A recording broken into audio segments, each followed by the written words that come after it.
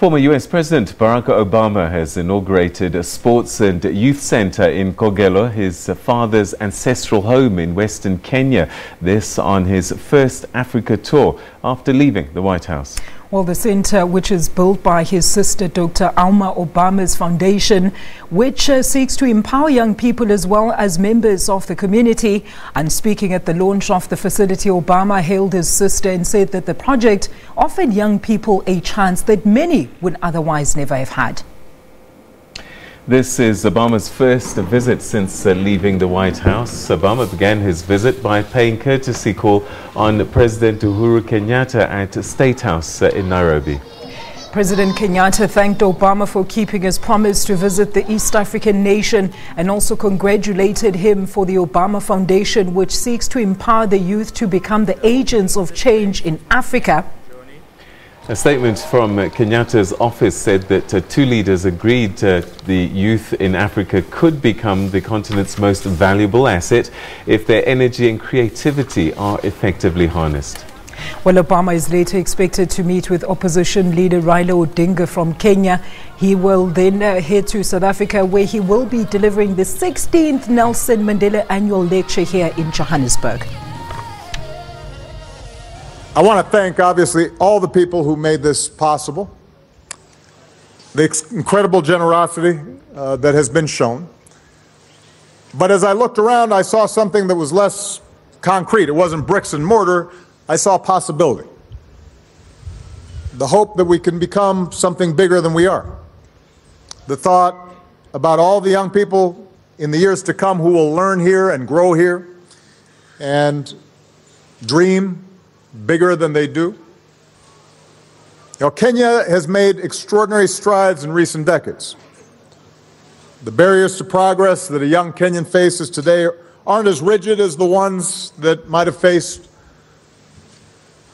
previous generations. A young Kenyan doesn't have to do what my grandfather did and serve a foreign master. A young Kenyan doesn't have to do what my father did and leave home in order to get an education. So there's been real progress in this amazing country, and it should inspire today's young Kenyans to demand even more progress. The good news is Kenya has a new constitution. It has a new spirit of investment and entrepreneurship. Despite some of the tumultuous times that seem to attend every election, we now have a president and a major opposition leader who have pledged to build bridges and have made specific commitments to work together. So what we see here in Kenya is all part of an emergent, more confident, and more self-reliant Africa. But we know that real progress depends on addressing the challenges that remain. It means rooting out the corruption that weakens civic life. It means no longer seeing different ethnicities as enemies or rivals, but rather as allies, and seeing the diversity of tribes not as a weakness, but as a strength. It means making sure that economic growth reaches everyone and not just a few at the top, that it's broadly shared across regions.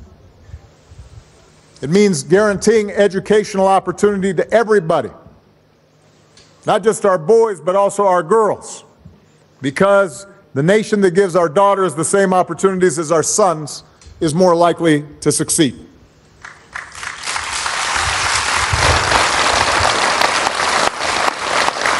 So moving forward in all these areas is going to help extend opportunity and dignity to all of Kenya's people, and that's the goal of Sauti Kuu.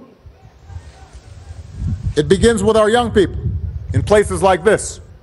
All of us providing the educational and economic and cultural opportunities that can empower some of the remarkable young people that you saw here today with the skills and the self-reliance to first change their own lives and then change their communities. Right now, Sauti Kuu reaches as many as 800 young people a week. With the opening of this center 3 years in the making, as a consequence of the extraordinary contributions of some of the people that Alma mentioned, like Gina, the Red Cross, our outstanding German golfers, the Eagles, and so many others, Sauti Kuu is now going to be able to reach so many more people. And here we're going to be able to strengthen the education and job training and career guidance that young people receive so that they can not only find gainful employment that allows them to build their own livelihoods, but also allows them to potentially be job creators and dream makers and give opportunities to others that follow. Now, here we're going to help achieve sustainable economic growth by teaching rural Kenyans how to better harness the potential of local resources, determine their own futures. Here we can create a safe place for young people to come together with a focus on leadership and teamwork and empathy and health and wellness, and to engage in the positive behaviors that sports and music and drama and dance can develop so that they can discover their strengths and realize their potential. This center is going to be a place where children and young people, especially those who seek opportunity, learn the strength of their own voices. That's what Sauti Kuu means. Powerful voices. Powerful voices indeed. Let's now cross live to our reporter, Sarah Kimani, for more on Obama's Kenyan visit. Sarah, habari yako, thank you so much for joining us. Look, I watched the feed and saw only smiles on everyone that was gathered at the launch. Do tell us more about today's proceedings out in Kogelo. Well, the proceedings in Kogelo were very private and very restricted to the media and even members of the public around the area, probably because they wanted to be the place to be as sentimental and as close as possible to the people who have just benefited from that, but also because of the presence of former President Barack Obama. Now, around the area, there was a lot of excitement, people singing, people dancing. The main city, Kisumu City, where he landed earlier in the morning, had billboards welcoming him home. In Kogelo itself, a lot of people saying our son is back. And indeed, Obama did not disappoint. He stopped to wave at people. And when he spoke of his father, reminded them that he is a son of the soil. And even we saw him hugging his grandmother. And most interestingly, the vocational training center and the sports center that has been launched today is actually named is dedicated to Barack Obama Sr., that is Barack Obama's father, and also the father of Dr. Alma Obama, the lady, Obama's sister, who opened the center today. Sarah, look, we are obviously expecting and anticipating his lecture tomorrow here in Johannesburg, but he's still got quite an itinerary there in Kenya with meeting with President Kenyatta and, of course, opposition leader Raila Odinga. Do tell us more about that. Well, he arrived yesterday and immediately he got to the country. He spoke to President Kenyatta and then went for another private meeting with Raila Odinga. Now, the media was not allowed in both meetings, but later on the presidency shared what they discussed with Kenyatta, saying that they discussed the need to enhance youth empowerment, the need to provide opportunities for youth to be able to employ themselves, to be able to be employers. And you heard him speak about it there at the launch at Sauti Kuu. And Kenyatta was excited and welcomed him back home, saying he's happy that Obama has kept his promise to come back home. Now, we also understand that President Kenyatta gave Obama an ardent reader at least 2 books that he will go carry as souvenirs from here to read. Now, after that, he had a meeting with Raila Odinga, the former Prime Minister, who is also opposition leader, and they spoke about the initiative now dubbed as Building Bridges after the famous handshake between Kenyatta and Odinga in terms of how the country will reconcile. And he seemed very keen to hear that the country will this time get out of that dark past of having to fight and people, having to contest elections every 5 years. And he said he's hopeful that this time the country will stand united. It's a country that seems to be very close to his heart because of the roots of his father from here. Absolutely, Sarah. Look, I know you touched on it earlier on, but just a little bit. We want to know how the Kenyans actually reacted to seeing Obama in Kenya and also hearing his commitment to ensure that the African youth and most importantly there in Kenya are pioneers of future change throughout the continent.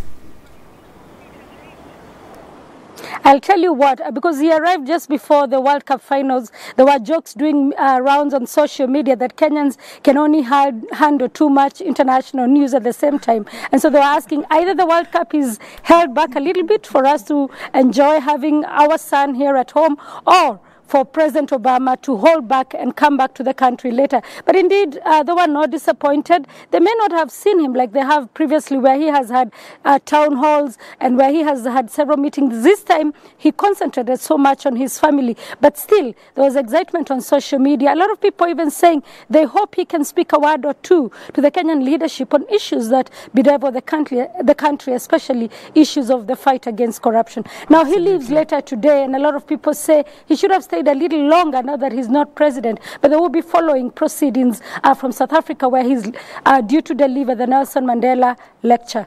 All right, and Sarah, tell us more about the center. In fact, I mean, just who will be benefiting from the center and how? And also, do you know if there's any collaboration with the center and the Obama Foundation? We still do not know whether there is any collaboration with the Obama Foundation, but what we know indeed is that President Obama has spent a lot of time advising the sister and helping her to get donors. We understand the Germans have put in quite some money there and resources. I remember Dr. Obama was a lecturer in Germany for a long time and has stayed there for a long time. The Kenya Red Cross Society here in Kenya is also putting in a lot of resources. Now, what will the center do? It's already up and running. Every week, about 800 young people come to the center. It has a basketball court. It has a table tennis court, a well-stocked recreational center, a sports center, but also it has, it's going to be teaching people about ethics, work ethics, so that if you go to the vocational center, which is one of the main issues that will be taught there, vocational training, then you'll be able to come out and be able to do jobs, manual jobs like plumbing, being an electrician, being a carpenter, or being a mason,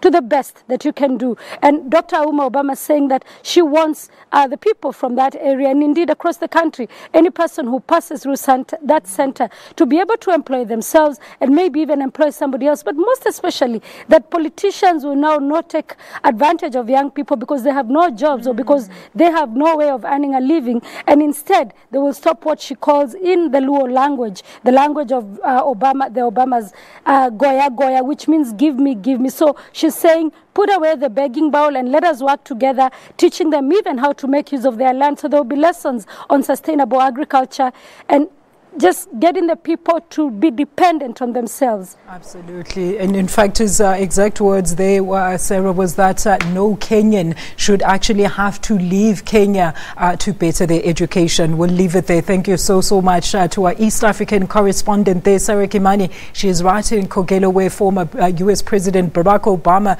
was a guest of honor at a launch of a youth and sports center, which is established by his sister. He will be at the Wanderers Stadium tomorrow to deliver the annual Nelson Mandela lecture. Peter?